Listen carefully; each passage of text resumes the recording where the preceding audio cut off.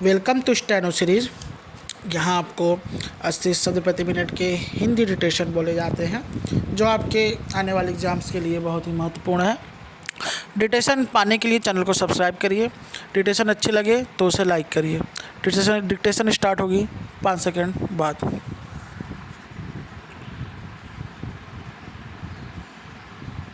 Start. आज तक किसी भी राष्ट्रपति को हमने नहीं देखा कि किसी राज्य का दौरा करते हुए वह वहाँ के बुनियादी ढांचे और आदिवासियों के विकास में कमी का आरोप राज्य सरकार के कंधे पर डाल दे। अलबत्ता अब तो सर्वोच्च पद पर आसीन व्यक्ति भी मुख्यमंत्री को घेरने के काम में जुट जाता है। पश्चिम बंगाल का हालिया घटनाक्रम कुछ इसी तरह का संकेत दे रहा है।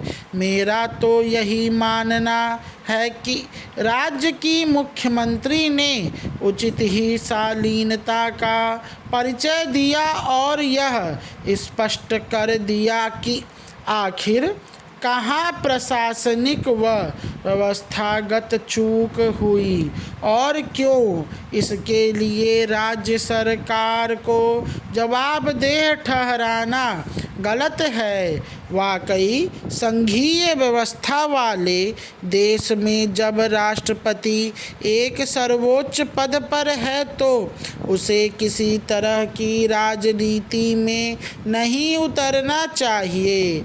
इससे समाज में गलत संदेश जाता है।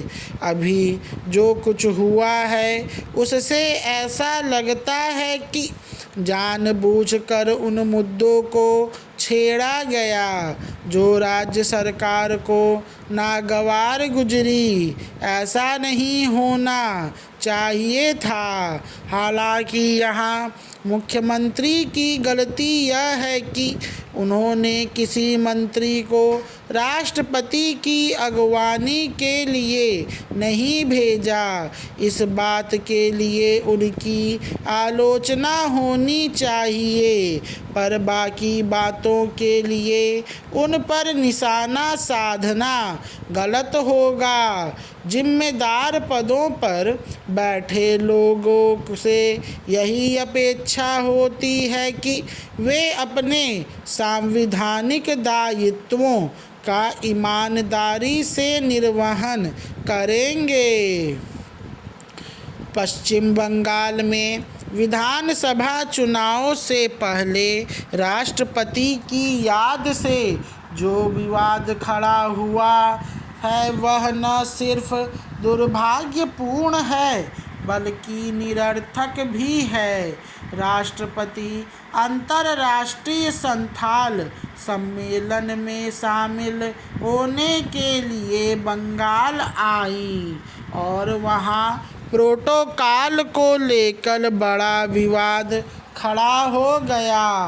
आरोप लगाया गया कि आयोजन स्थल बदल दिए जाने के कारण बहुत से संथाल लोग राष्ट्रपति के कार्यक्रम में नहीं आ पाए।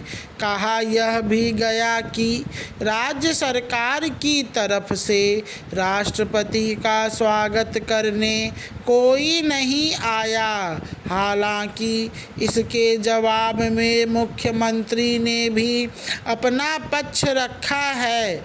उनका कहना है कि आयोजन स्थल पर व्यवस्था ठीक नहीं थी, इसलिए राष्ट्रपति को इस आयोजन में शामिल न होने का अनुरोध पूर्व में ही किया गया था। बावजूद इसके वह आई।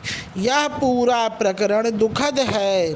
अगर सर्वोच्च संवैधानिक पद को राजनीति में घसीटा जाएगा तो इस तरह की घटनाएं सामने आएंगी ही। इसलिए यह सुनिश्चित किया जाए कि सांविधानिक पदों का राजनीति में इस्तेमाल नहीं होगा। पद की महत्ता सबको पता होनी चाहिए।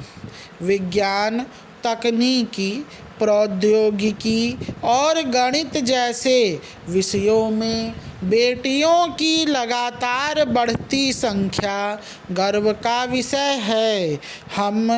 हमें एक ऐसा वातावरण बनाना होगा जहां युवा शोधार्थियों को नई सोच पर काम करने का पूरा अवसर मिले। स्टॉप।